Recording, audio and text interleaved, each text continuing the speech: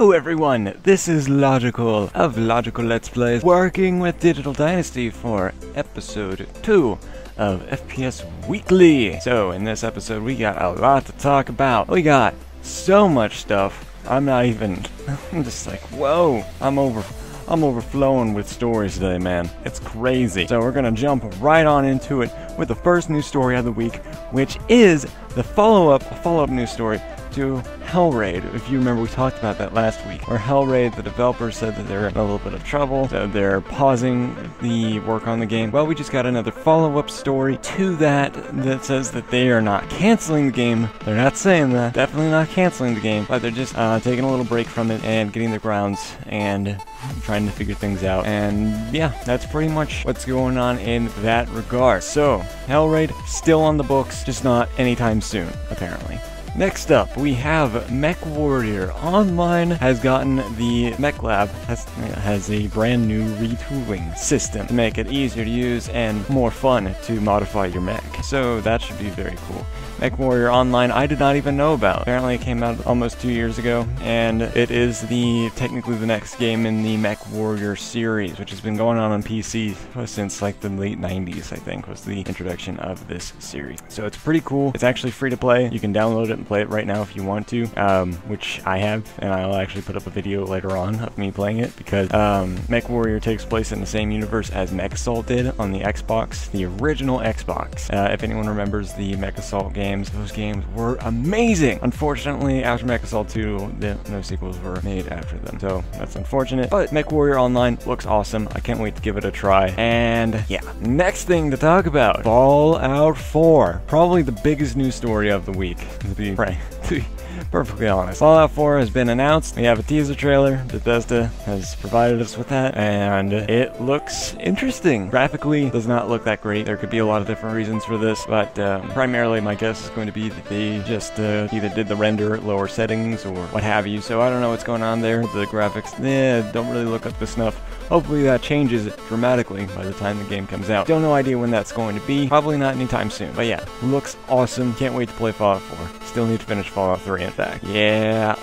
Next up, we have Call of Duty Advanced Warfare is getting its new DLC pack, which is DLC pack number 3, I think. And in this DLC pack, you get the maps, you get all of that, you know, yada yada, massacre, whatever. But you also get a new expansion onto the Exo Zombies mode, featuring Bruce Campbell. Now, I don't know who Bruce Campbell is, some famous actor, I think, don't know, whatever. But anyway, he's voicing a character, and I guess the storyline for Exo Zombies, which my guess is that Exo Zombies is following like a storyline trajectory, kind of like what Ghost did with its Alien storyline, extra game mode thing. So that looks pretty cool. That is coming out, I believe, this week. I'm pretty sure, yeah, pretty sure that the new DLC will be available this week on Xbox One, and that particular regard, Xbox One, Xbox 360, you know, because of the licensing deal that Microsoft does and gets all their early access stuff for Call of Duty. But happily not anymore after Advanced Warfare. Black Ops 3 will not have this nonsense of DLC locking for a month or so, and really stuffing it to the PC players and PS4 players. So that is fantastic. Looking forward to Black Ops 3. Nothing to do with Call of Duty Advanced Warfare, but just the point I wanted to get across. Anyway, check out the new DLC. Moving right along from that, we are now going to talk about Kholat. Kholat, I don't know how to pronounce it. It's Russian, but it's a horror game. And while it is technically not a first-person shooter, it is a first-person horror game. And you'll find that I'm probably going to do that a lot on FPS Weekly. Whenever there's something a first-person game being talked about, and there's news pertaining to it, then I will talk about it.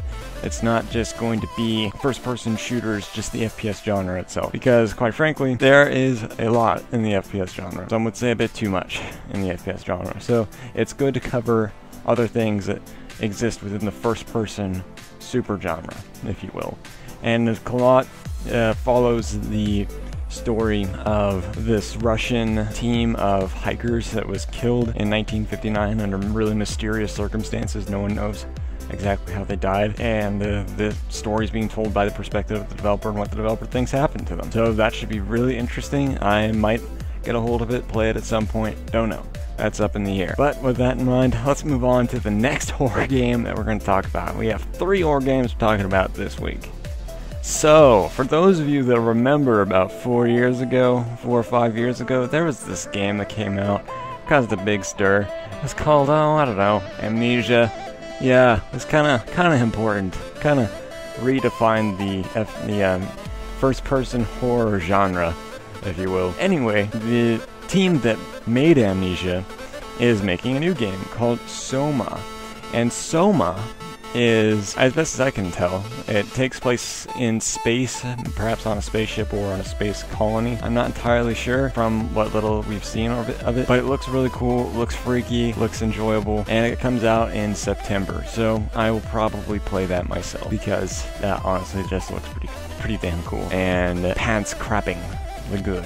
So check out Soma, coming September 22nd, 2015.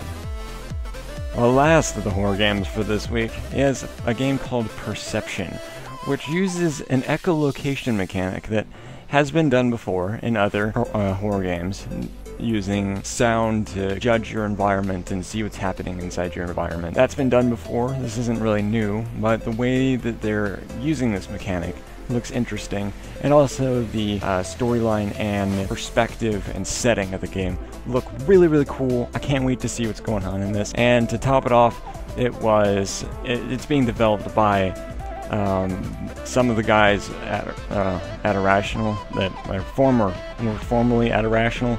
So you know, these guys worked on BioShock, they worked on Dead Space, so that's excellent. That's a great team of developers. Great team of people working on the game. I'm really excited for this. This looks pretty cool. And it's supposed to be coming out sometime this year. That's all we know about it. Last story of the week, we're going to be talking about Dirty Bomb. Dirty Bomb has just entered open beta. Now, Dirty Bomb, I think, is going to be another free-to-play FPS shooter type game, you know, based off the lines like TF2 and many others before it, where it's team-based, objective-based. You have stuff to do, and you got to do it, and you got to work as a team in order to accomplish said things. You can't really be a lone wolf and go smashing everyone, which means I probably won't be playing it because I like being a lone wolf. That's what I like to do.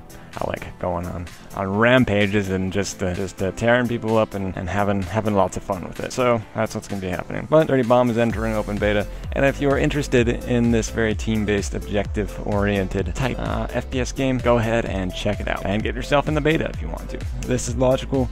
Hope you guys have enjoyed number 2 of FPS Weekly, and I will see you guys next week with further FPS and first-person stuff in general. That's right. Anyway, this is Logical, working with Digital Dynasty, and I will see you guys in the next video next week.